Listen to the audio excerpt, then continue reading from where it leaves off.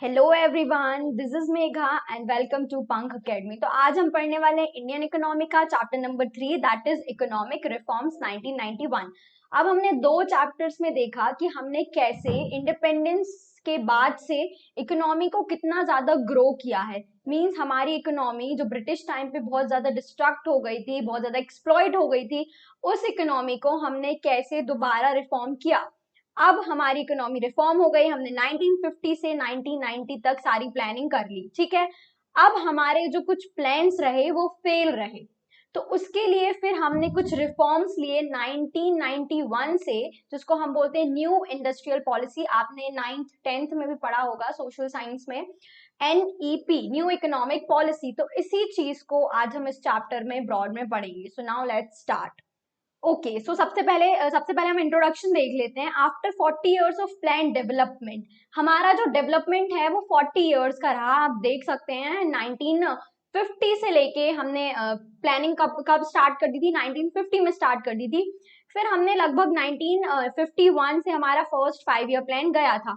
तो ऐसे हमने अपनी प्लानिंग का जो इम्प्लीमेंटेशन है वो 1951 से कर दिया था, है ना। तो हमारा जो पूरा 40 इयर्स का प्लान डेवलपमेंट रहा है, India has been able to achieve a strong industrial base and become self-sufficient in the production of food grains. India strong industrial base की तौर पे पेश हुआ और सेल्फ सफिशिएंट हम हो चुके थे हमारे एसेंशियल प्रोडक्ट्स में। वीट हो गया, राइस हो गया, ये हमारे जितने भी एसेंशियल गुड्स हैं वो हम खुद अपनी कंट्री में प्रोड्यूस करने लगे थे। ये हमने चैप्टर 2 में पढ़ा था, ठीक है। Nevertheless, a major segment of population continues to depend on agriculture for its livelihood. In 1991, a crisis in the balance of payments led to the introduction of economic reforms in the country. This unit is an appraisal of the reform process and its application for India. अब हमें 1991 में एक economic crisis से जूझना पड़ा।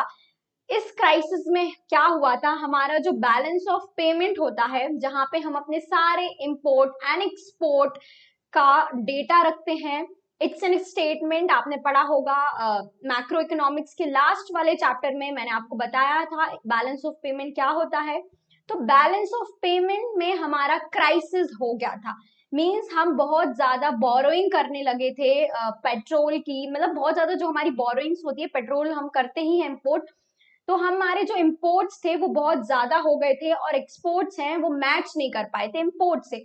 और उसके अलावा the thing is that balance of payment में अकाउंट बहुत ज्यादा डेफिसिट हो गया था और हमारी बोरोइंग्स बहुत ज्यादा बढ़ गई थी। मींस हम बहुत ज्यादा बोरोइंग्स का शिकार हो गए थे और हम उनको इंस्टेंटली पे नहीं कर पाए। Now let's get with the chapter. तो सबसे पहले ये इंपॉर्टेंट लाइन बोली है क्या नारायण ने, उसको हम देख लेते हैं। There is a consensus in the world today that economic development is not all and the GDP is not necessarily a measure of progress of a society. इनने बहुत अच्छी बात बोली है कि इकोनॉमिक डेवलपमेंट ही सब कुछ नहीं होता और जीडीपी ही सारे चीजों को मेजर करने का एक अच्छा इंडेक्स नहीं है, कि आप जीडीपी, सिर्फ जीडीपी ज्यादा है तो आप बाकी सेक्टर्स में प्रोग्रेस नहीं मान सकते हो। Now let's get with the chapter and okay, so now let's get with the chapter. सबसे पहला है, हमने पढ़ा हुआ है that India has adopted mixed economy. Okay, so we know that India has adopted mixed economy. हमने कौन सी इकोनॉमी अडॉप्ट की? मिक्स्ड इकोनॉमी हमने अडॉप्ट की। मिक्स्ड इकोनॉमी क्या होता है? Combination of capital economic, means जो कैपिटल इकोनॉमिक है हमने उसके एडवांटेजेस लिए और हमने सोशलिस्ट इकोनॉमी के एडवांटेजेस लिए। लेकिन कुछ स्कॉलर्स ने बोला कि इसके वजह से ही है जो हमारी इकोनॉमी ये क्राइसिस फेस कर रही है।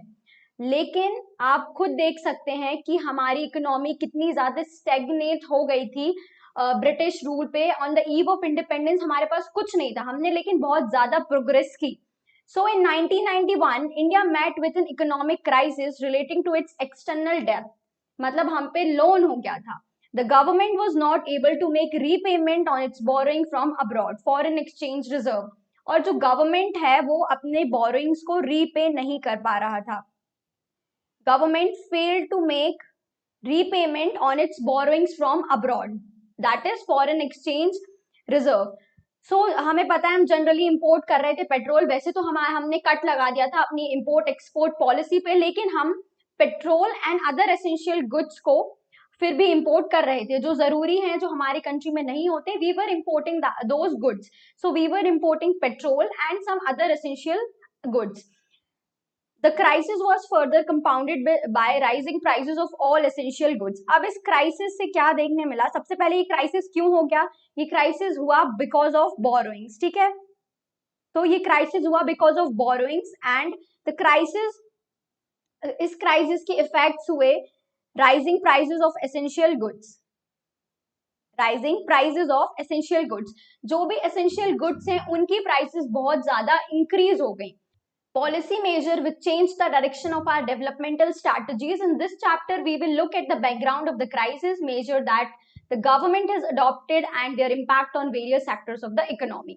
तो इस चैप्टर में हम देखेंगे कि कैसे 1991 की पॉलिसी अडॉप्ट करने से हमारी सारी इकोनॉमी डेवलपमेंट है, वो जो हमारी इकोनॉमी का डेवलपमेंट है वो चेंज हो गया पूरी तरीके से 1990 के बाद, क्योंकि हमने बहुत ज्यादा अलग पॉलिसीज अडॉप्ट कर ली थी. जैसे हम पहले पॉलिसीज फॉलो कर रहे थे उनसे एकदम अलग हमने पॉलिसीज फिर अडॉप्ट कर ली थी, क्योंकि हमें अपने क्राइसिस से कोप करना था.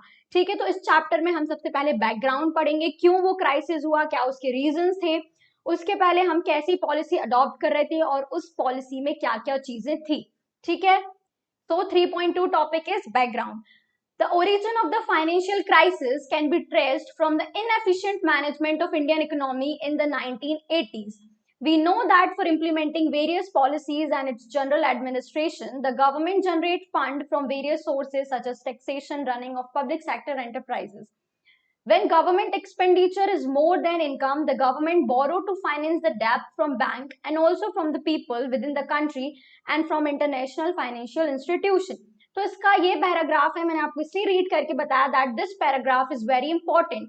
सो हमें जो हमारी इनएफिशिएंसी है, हमारी जो सफलता, जो हमारे फेलियर का रीजन है, वो हम ट्रेस कर सकते हैं 1980s. So the inefficient management, जो हमारा इनएफिशिएंट मैनेजमेंट है, that can be traced in the year 1980s. अब हमें मालूम है दैट गवर्नमेंट है वो अपने जब गवर्नमेंट का एक्सपेंडिचर ज्यादा हो जाता है, जो गवर्नमेंट के खर्चे हैं वो ज्यादा हो जाते हैं रेवेन्यू से, तो हमें मालूम है कि गवर्नमेंट 3 सोर्सेज से बोरो करता है. सबसे पहला general public, second is RBI and third is from rest of the world. When we import goods like petroleum, we pay in dollars which we earn from our export. अब हम एक import करते हैं, मतलब हम बाहर से चीजें मंगवाते हैं. दूसरा हम एक्सपोर्ट करते हैं, एक्सपोर्ट में हम अपनी कंट्री से बाहर चीजें मंगवाते हैं. ठीक है, तो जब हम इंपोर्ट करते हैं तो हम डॉलर में पे करते हैं, क्योंकि दैट इज स्टैंडर्ड करेंसी. तो हमें इंटरनेशनल करेंसी में पे करना होता है, तो हम डॉलर में पे करते हैं. और वो डॉलर हमारे पास कहाँ से आता है? हमारे पास वो डॉलर आता है एक्सपोर्ट से. जब हम अपनी चीजें बाहर कंट्री में भेजते हैं तो भी हमको पेमेंट है वो डॉलर में मिलती है. तो इसमें क्या हो रहा था, हमारा जो इम्पोर्ट्स है वो ज्यादा हो गए थे एक्सपोर्ट से. मीन्स हम इम्पोर्ट ज्यादा चीजें कर रहे थे और एक्सपोर्ट बहुत कम चीजें कर रहे थे. तो इससे ये हुआ दैट हमारे पास डॉलर था नहीं इंपोर्ट करने के लिए, तो हमने बोरोइंग करना स्टार्ट कर दिया dollar. Development policies require that even though the revenue were very low, the government had to overshot its revenue to meet problems like unemployment, poverty, and population explosion. The continuous spending on development programs of the government did not generate additional revenue. Moreover, the government was not be able to generate sufficiently from internal sources such as taxation. अब हमें हमारा ठीक है, the thing is कि हमारा import ज्यादा हो रहा था और हमारे पास इतना पैसा नहीं था कि हम उनको पे कर सके इम्पोर्ट्स के लिए, इसलिए हमने बोरिंग करना स्टार्ट कर दिया. इससे हमारा डेब्ट बढ़ता गया, क्योंकि जब हम एक बोरिंग को पे नहीं कर पा रहे हैं तो हमारा ऑब्वियसली डेब्ट बढ़ेगा.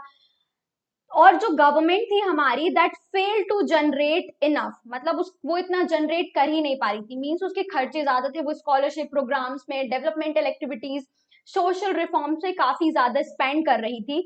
और हमारे जो टैक्सेशन थे वो बहुत ही कम थे, क्योंकि उस टाइम डेवलपमेंट की बहुत जरूरत थी और गवर्नमेंट इतना रिकवर कर नहीं पा रही थी.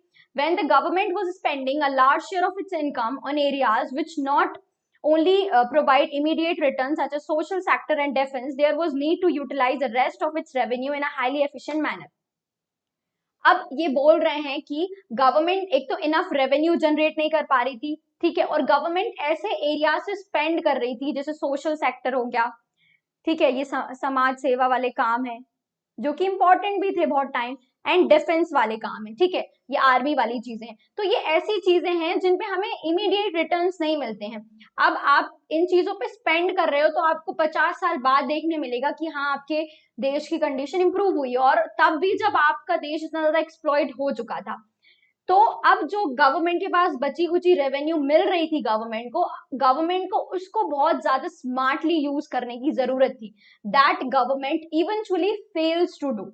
The income from public sector undertaken was also not very high to meeting the growing expenditure.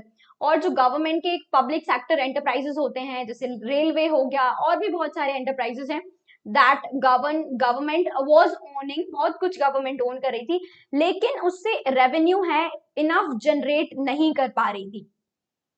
The income from public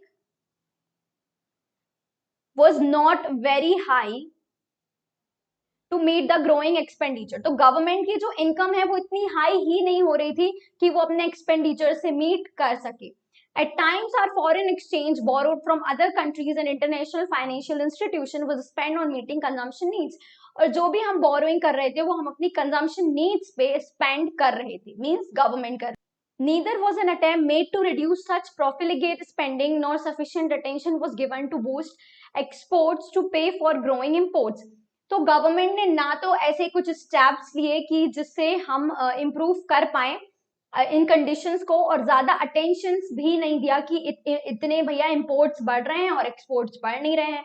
In the late 1980s, government expenditure began to exceed in revenue by such large margins that meeting the expenditure।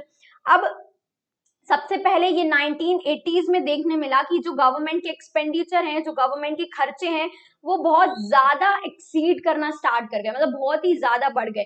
तो इससे क्या हुआ, जो prices थी essential goods की वो बहुत ज्यादा बढ़ गई। Prices of essential goods rose sharply, जो एसेंशियल गुड्स थे उनकी प्राइसेस बहुत ज्यादा बढ़ गई। इंपोर्ट्स बहुत ज्यादा बढ़ गए विदाउट मैचिंग एक्सपोर्ट। एक्सपोर्ट तुम्हारे ज्यादा हमारे ज्यादा थे ही नहीं और इंपोर्ट्स बहुत ज्यादा हो गए। फॉरेन एक्सचेंज रिजर्व डिक्लाइन हो गया।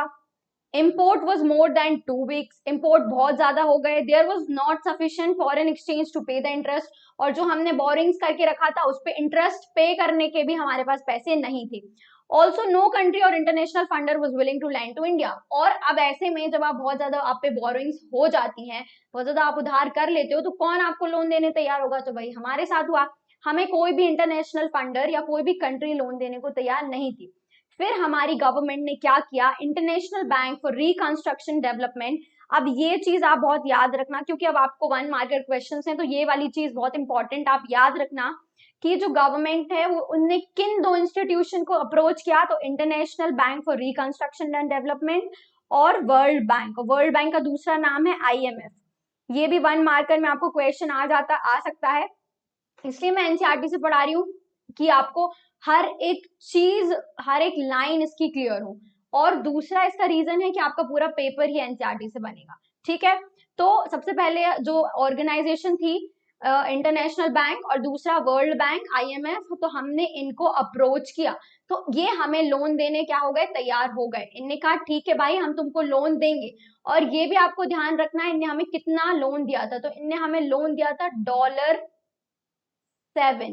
$7 बिलियन। मतलब सोचो आप इसको रुपए में कन्वर्ट करेंगे तो कितना ज्यादा अमाउंट होगा। लेकिन हम इतने क्राइसिस से जूझ ही रहे थे, हमारे पे इतनी बोरिंग हो गई थी, एसेंशियल गुड्स की प्राइस इतनी बढ़ गई थी, मतलब हमारे पास एक रात तक का खाना भी नहीं बचा था, मींस 1 डे मील भी हमारे पास नहीं बच रहा था, इसलिए हमें इतना ज्यादा लोन लेना पड़ा। तो हमने कितना लोन लिया, $7 हमें लोन मिला टू मैनेज द क्राइसिस, ठीक है।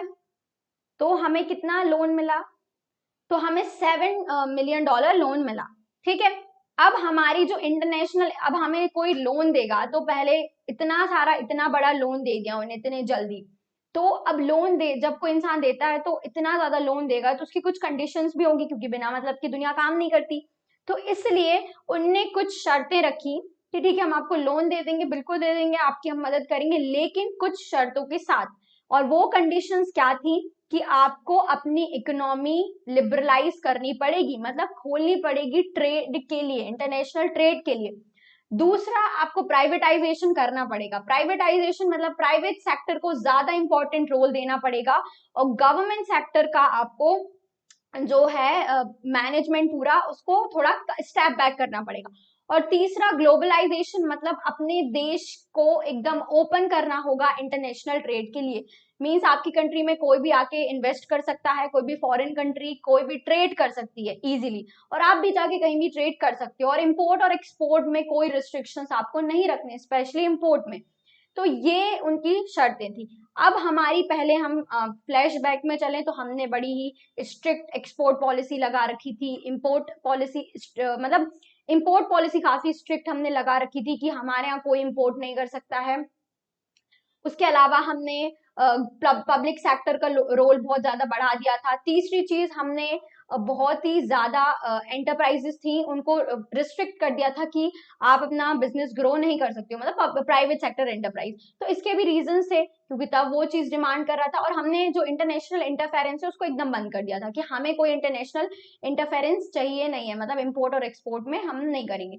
ठीक है, तो अब इनने एकदम ऑपोजिट बोल दिया कि आपको अब क्या आपको पॉलिसी अपनानी पड़ेगी, NEP policy, new economic policy, और ये इंट्रोड्यूस हुई 1991 में, आपको याद रखना है। ठीक है, सो for availing the loan, these international agencies expected India to liberalize and open up the economy by removing restrictions on private sector. अब हमें प्राइवेट सेक्टर पे रिस्ट्रिक्शंस रिमूव करने थे, reduce the role of government, government का role कम करना था, और many areas and remove trade restrictions, और ट्रेड रिस्ट्रिक्शंस को हटाना था। India agreed to the conditionalities of World Bank and IMF and announced the new economic policy. और हमारी कंट्री के पास क्योंकि कोई ऑप्शन बचा ही नहीं था, इसलिए उनने कहा ठीक है हमें ये कंडीशंस मंजूर हैं, और हमने न्यू इकोनॉमिक पॉलिसी अडॉप्ट कर ली। अब न्यू इकोनॉमिक पॉलिसी अनाउंस हो गई 1991 में, बहुत सारी न्यू पॉलिसीज के साथ।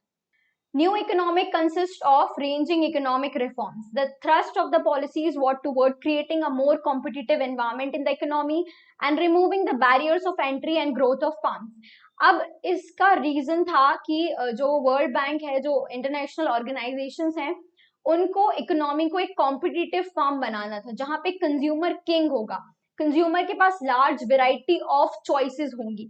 अब अगर मान लीजिए कि हम न्यू इकोनॉमिक पॉलिसी अडॉप्ट नहीं करते, तो हमारे पास इतनी सारी जो चॉइसेस हैं, वैरायटी ऑफ चीजें हैं, एक ही हमें चीज के, एक ही प्रोडक्ट के हमारे पास 10 चॉइसेस हैं, मतलब 10 नहीं हजारों चॉइसेस, हम कुछ भी ले सकते हैं अपने मन पसंद का। तो ये रिजल्ट है न्यू इकोनॉमिक पॉलिसी जो हमने अडॉप्ट की 1991 में, उसके रिजल्ट्स अभी हमको देखने मिल रहे हैं। और इतना ज्यादा प्राइवेटाइजेशन हो रहा है, ये उन्हीं पॉलिसीज की वजह से हो रहा है। ठीक है, अब रेलवे तक प्राइवेट, उसको तक प्राइवेट करने की बात चल रही है। तो ये क्यों चल रही है? जो हमने 1991 में पॉलिसी अडॉप्ट करी थी, उसका रिजल्ट हमें आज देखने मिल रहा है।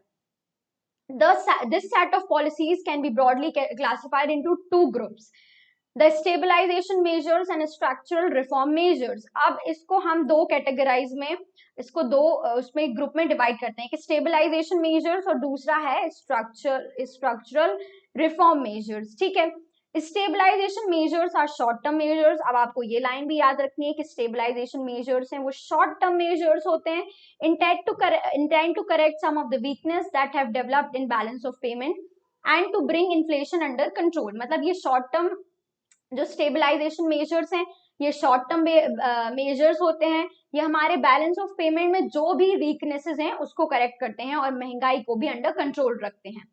In simple word, this means that there was need to maintain sufficient foreign exchange reserve and keep the rising prices under control. In simple word, हम कह सकते हैं कि हमें sufficient foreign exchange maintain करने की जरूरत है, और जो प्राइजेस हैं जो इतनी बढ़ रही हैं उनको अंडर कंट्रोल में रखने की जरूरत है। और दूसरी तरफ है स्ट्रक्चरल रिफॉर्म्स। स्ट्रक्चरल रिफॉर्म्स हैं जो लॉन्ग टर्म रिफॉर्म्स हैं, लंबे समय के रिफॉर्म्स हैं।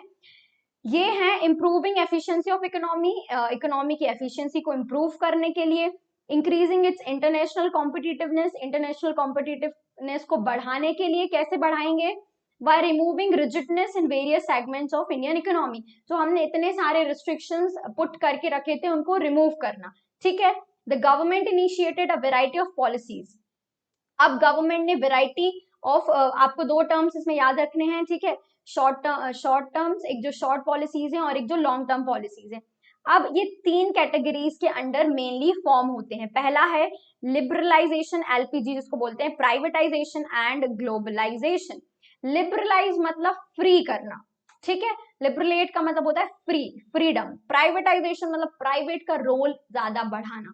ग्लोबलाइजेशन मतलब कि पूरी दुनिया की इकोनॉमी को, पूरे दुनिया के ट्रेड को एक फैमिली बनाना, मतलब आप एक जगह से दूसरी जगह फ्रीली ट्रेड कर सकते हो बिना किसी रिस्ट्रिक्शन के साथ। तो सबसे पहले हम स्टडी करते हैं 3.3 topic, that is liberalisation. Liberalisation means rules and laws which were aimed at regulating economic activities become major hindrance in growth and development. Liberalization was introduced to put an end to these restrictions and open up various sectors of economy. जो हमारी government ने 1991 के पहले बहुत सारे restrictions लगा के रखे थे प्राइवेट सेक्टर्स पे, इंटरनेशनल ट्रेड पे, उनको सबसे पहले हटा दिया हमने, सारे रिस्ट्रिक्शंस को हटा दिया। Though a few liberalization measures were introduced in 1980s in area of industrial licensing, मतलब हमने export import policies, technology upgradation, fiscal policy and foreign investment, कुछ जो मेजर्स हैं वो लिबरलाइजेशन मेजर्स 1980 में इंट्रोड्यूस हुए थे एक्सपोर्ट इंपोर्ट पे, टेक्नोलॉजी अपग्रेडेशन पे, फिस्कल पॉलिसी पे। इन 1991 वर मोर कॉम्प्रिहेंसिव, लेकिन 1991 के बहुत ही ज्यादा कॉम्प्रिहेंसिव रहे। तो सबसे पहला है industrial sector, financial sector, tax reform, foreign exchange market and trade and investment. Okay, so liberalisation में हमने क्या किया, जितने भी हमारे पुराने रिस्ट्रिक्शंस हमने लगा रखे हुए थे इंपोर्ट एक्सपोर्ट पे, हमने वो सारे हटा दिए। अब इसमें पहला टॉपिक है D regulation of industrial sector. जो इंडस्ट्रियल सेक्टर था हमारा प्राइवेट एंड पब्लिक में डिवाइडेड है, प्राइवेट, पब्लिक और स्मॉल इंडस्ट्रीज, हमने तीन में कैटेगराइज कर दिया था, है ना। पब्लिक सेक्टर का ज्यादा रोल होगा, पब्लिक जो है गवर्नमेंट है उसके पास ज्यादा चीजें रहेंगी, प्राइवेट सेक्टर के पास कुछ कुछ चीजें थी और वो भी लिमिटेड, और जो स्मॉल इंडस्ट्रीज थी उस पे एक शील्ड बना दी थी कि आप जो ट्रेड करोगे वो बाकी जो फर्म्स है वो नहीं कर पाएंगी। अब regulatory mechanism were enforce in various ways, industrial licensing under which every entrepreneur had to get permission from government officials to start a firm. अब हमने इसके पहले चैप्टर में देखा था कि जो हमारे फर्म्स थे, प्राइवेट फर्म्स थे, उनको अगर कोई भी बिजनेस स्टार्ट करना है तो उनको लाइसेंस की जरूरत थी, है ना। इसमें भी इनने वही लिखा है कि लाइसेंस थी, अगर आपको अपने फर्म को बढ़ाना है तो भी लाइसेंस की जरूरत थी, कोई नया गुड प्रोड्यूस करना है या ज्यादा क्वांटिटी में गुड प्रोड्यूस करना है तो भी लाइसेंसिंग की जरूरत थी। दूसरा है private sector was not allowed in many industry, private sector को रिस्ट्रिक्ट कर दिया था कुछ ही कुछ जगहों में। तीसरा है some goods could be produced only in small scale industry, और कुछ गुड्स हैं जो सिर्फ स्मॉल स्केल इंडस्ट्री ही बनाती थी। फोर्थ है control on price fixation and distribution of selected industrial good, और प्राइस फिक्स कर दिया था। ये सारी चीजें हमारी गवर्नमेंट ने करी थी, ठीक है। अब जो रिफॉर्म्स इंट्रोड्यूस हुए 1991 में, उनने ये सारे रिस्ट्रिक्शंस को रिमूव कर दिया और industrial licensing was abolish for almost all but product categories. और जो इंडस्ट्रियल लाइसेंसिंग था, मतलब कि आपको कोई भी बिजनेस स्टार्ट करना है तो लाइसेंसिंग की नीड थी, ये सारी इंडस्ट्रीज में हटा दिया, एक्सेप्ट आपको याद रखना है कि इनमें नहीं हटाया है, और अभी इन इंडस्ट्रीज को सेटअप करने के लिए लाइसेंस की जरूरत होती है। अल्कोहल इंडस्ट्रीज हो गए, अभी आपको मालूम है ये बिना लाइसेंस के नहीं ओपन कर सकते हैं, वो इलीगल माना जाएगा। Hazardous chemical, industrial explosive, electronic, aerospace and drugs and pharmaceuticals. The only industries which are now reserved for public sector are defense equipment. और जो पब्लिक सेक्टर के अंडर इंडस्ट्री बची थी दैट वाज डिफेंस इक्विपमेंट, और atomic energy generation and railway transport. अब आप देख सकते हैं कितना ज्यादा चेंज आ गया हमारे इकोनॉमिक पॉलिसी अडॉप्ट करने के वजह से। सबसे पहले गवर्नमेंट के पास सब कुछ होता था, हर एक इंडस्ट्री जिसको अपना बिजनेस ओपन करना है, ग्रो करना है, उन सबको लाइसेंस की नीड थी। अब सब पे लाइसेंस हटा दिया, सिर्फ ये आपको रखना है कि इन कैटेगरीज से, इन फर्म्स से लाइसेंसिंग नहीं हटाया, अभी भी इनको लाइसेंस की नीड होती है, ये थोड़े अलग कैटेगरी में फॉल होते हैं। और अब हमारी गवर्नमेंट के पास कौन कौन सी इंडस्ट्रीज बची, पब्लिक सेक्टर में कौन कौन सी इंडस्ट्रीज बची, ये भी आपको याद रखना है। Defence equipment, atomic energy generation and railway transport, हमारे गवर्नमेंट के पास सिर्फ यही चीजें बची। Many goods produced by small scale industries have now been reserved. In many industries, the market has been allowed to determine the prices. और जो small industry को reserve कर दिया था, that you have to produce a certain amount of good and no other industry will produce those good, तो उसको भी अब डी रिजर्व कर दिया कि नहीं भाई, अब हमने न्यू इकोनॉमिक पॉलिसी अडॉप्ट कर ली, अब हम ऐसा नहीं कर सकते।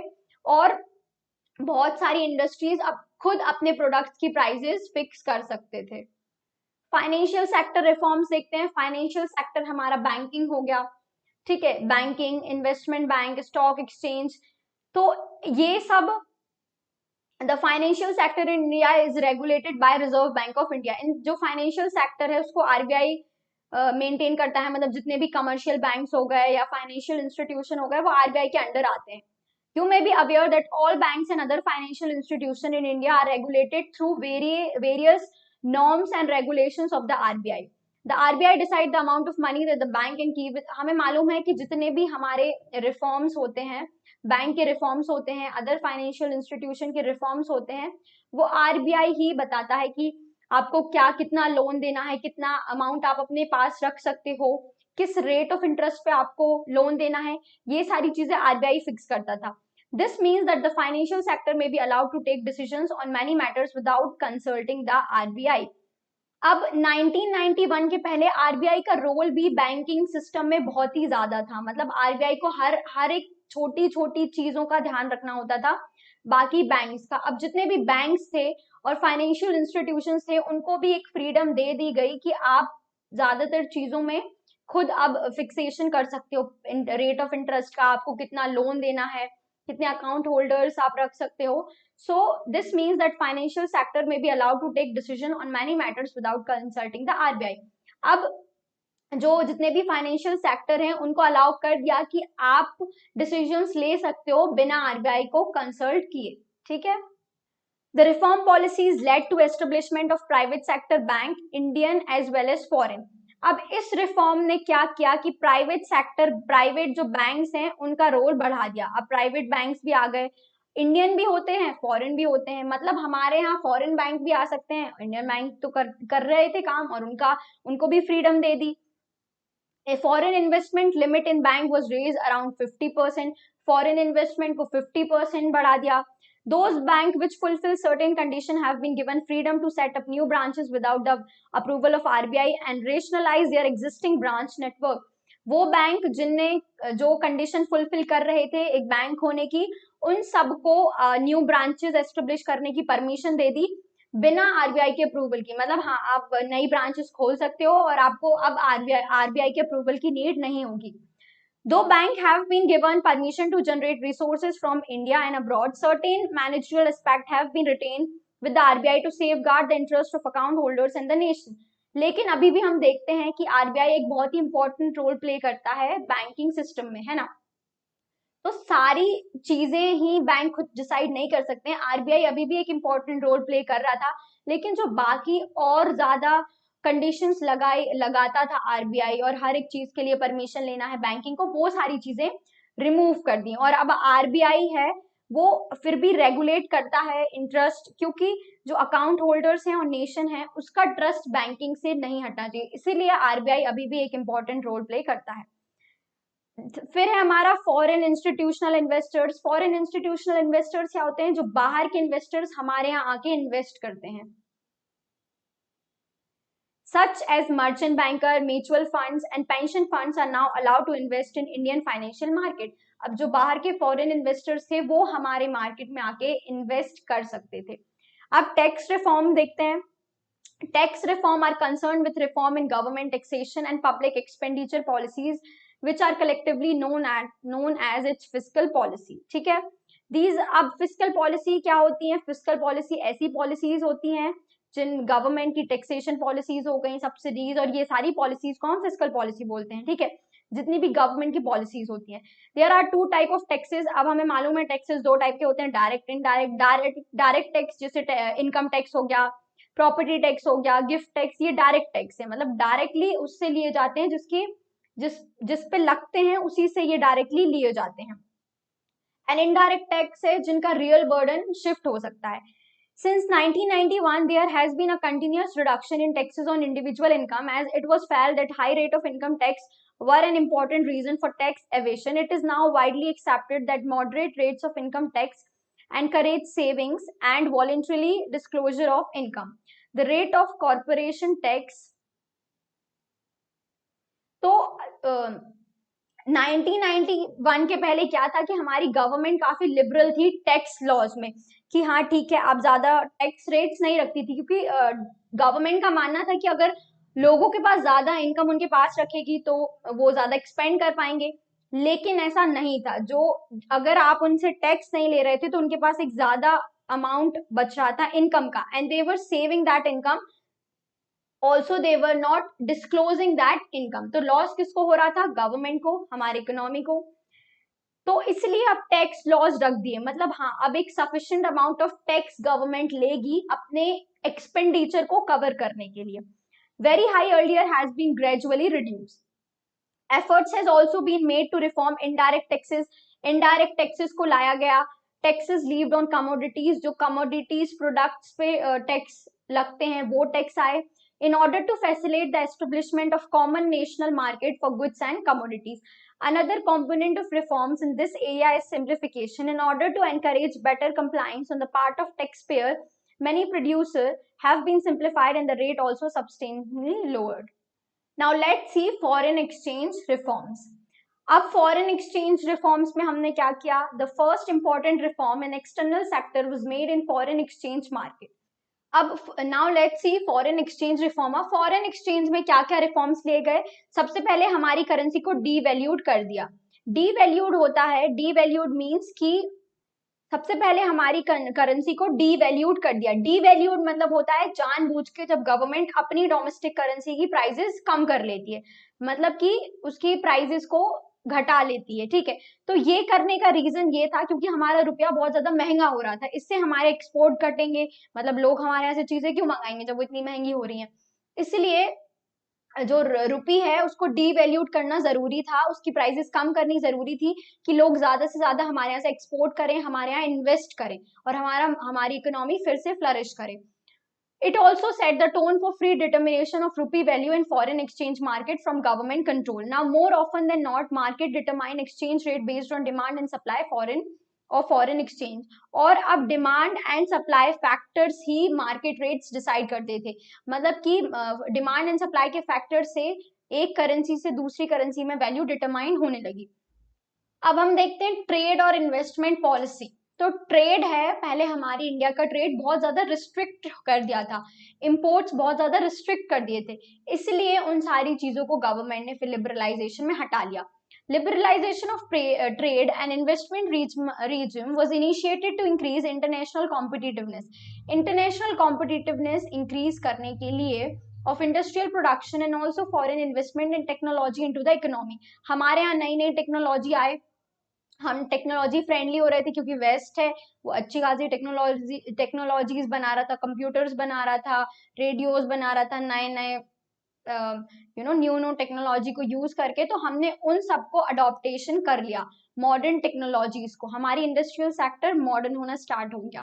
ऑल्सो इकोनॉमिक कॉम्पिटिटिवनेस इंक्रीज हुई। अब हमारी इंडिया क्या करती थी पहले कि प्रोटेक्ट डोमेस्टिक इंडस्ट्रीज को प्रोटेक्ट करने के लिए क्वांटिटेटिव रिस्ट्रिक्शंस लगाए हुए थे इंपोर्ट्स पे, मतलब इंपोर्ट्स पे रिस्ट्रिक्शंस लगाए हुए थे जिनको क्वांटिटेटिव रिस्ट्रिक्शंस बोलते हैं, कि इंपोर्ट्स ज्यादा हमारे यहाँ हो ना पाए। हाई टैरिफ्स थे, टैरिफ पॉलिसीज बहुत ज्यादा हाई थे, कोटा फिक्स कर दिया था इंपोर्ट का, जिसके वजह से slow growth of manufacturing sector है वो स्लो ग्रो कर रहा था। The trade policy reform aimed at dismantling of quantitative restriction. अब जो ट्रेड पॉलिसीज थी उसका सबसे पहले एम था कि इंपोर्ट और एक्सपोर्ट से आप रिस्ट्रिक्शंस हटाइए, टैरिफ्स को हटाइए, लाइसेंसिंग प्रोसीजर इंपोर्ट्स पे थे, जो इंपोर्ट्स पे इतने सारे बैरियर्स थे उनको हटाइए, इंपोर्ट लाइसेंसिंग को हटा दिया, सिर्फ कुछ हेजार्डियस और एनवायरमेंटली सेंसिटिव प्रोडक्ट्स थे, उनके अलावा सारी चीजों पे इंपोर्ट लाइसेंसिंग को हटा दिया। Quantitative restriction on import, manufactured consumer goods and agriculture products were also fully removed from April 2001. Export duties have been removed to increase the competitive position of Indian market in international markets. Export duties को हटा दिया, मतलब हमारा भी अब हमारे यहाँ से भी ज्यादा चीजें जानी चाहिए, हम क्यों रिस्ट्रिक्शन रखें जब बाहर से कुछ रिस्ट्रिक्शन नहीं है, तो इसलिए हमने इंपोर्ट्स और एक्सपोर्ट दोनों पे रिस्ट्रिक्शंस हटा दिए। जितने भी पहले हमने चैप्टर 2 में पढ़े थे कि ये रिस्ट्रिक्शंस लगाए थे वो सारे हमने हटा दिए। तो लिबरलाइजेशन मतलब एक इंडिया को एक अंदर इकोनॉमी में एक फ्री करना। आपने जितने भी मतलब जितने भी ट्रेड पे आपने लगाए हुए हैं, जितने भी बैरियर्स आपने बैंकिंग सिस्टम पे, फाइनेंशियल इंस्टीट्यूशन पे लगाए हैं, ये सारे हमने हटा दिए थ्रू लिबरलाइजेशन।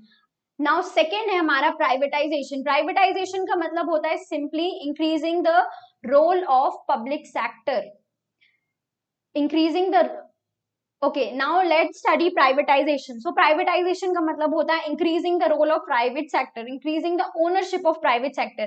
अब हमारे यहाँ क्या हुआ, 51% रोल है प्राइवेट सेक्टर का, मतलब 51 एंड 49% रोल है गवर्नमेंट सेक्टर का, ठीक है।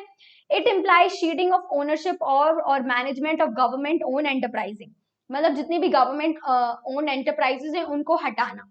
गवर्नमेंट कंपनीज हैं जो लॉस में जा रही थी, गवर्नमेंट ने उन कंपनीज को सेल आउट करना स्टार्ट कर दिया, जिसको हम बोलते हैं डिसइन्वेस्टमेंट। डिसइन्वेस्टमेंट मतलब होता है सेलिंग ऑफ एग्जिस्टिंग इन्वेस्टमेंट। इन जो आपके पास इन्वेस्टमेंट है, जो आपके पास पहले से एसेट्स हैं, उनको बेचना बोलते हैं डिसइन्वेस्टमेंट। आपकी जितनी भी प्रॉपर्टी आप उनको बेचना स्टार्ट कर दो, उसको हम बोलेंगे डिसइन्वेस्टमेंट, ठीक है। अब गवर्नमेंट ने कैसे किया ये, by withdrawal of government from ownership and management of public sector company. सबसे पहले गवर्नमेंट ने खुद का रोल कम कर लिया, और दूसरा जो पब्लिक सेक्टर कंपनीज हैं जो स्पेशली लॉस में जा रही थी और गवर्नमेंट मैनेज नहीं कर पा रहा था ठीक तरीके से, उनको गवर्नमेंट ने सेल कर दिया। Privatisation of public sector enterprise by selling off part of equity of public sector enterprises to public is known as disinvestment. Disinvestment मतलब पब्लिक सेक्टर एंटरप्राइजेस को बेचना, हम बोलते हैं उसको डिसइन्वेस्ट। अब सेल का पर्पस क्या था, गवर्नमेंट को सबसे पहले अपनी फाइनेंशियल कंडीशन इंप्रूव करनी थी, जो लॉस में इतनी सारी एंटरप्राइज जा रही थी, और दूसरा गवर्नमेंट को फंड भी कलेक्ट करना था, और प्राइवेट सेक्टर का रोल भी इंक्रीज करना था, इसलिए गवर्नमेंट ने ऐसा किया। And the third thing, government wants to increase the role of private sector, इसलिए गवर्नमेंट ने पब्लिक सेक्टर को विड्रॉ करना स्टार्ट कर दिया।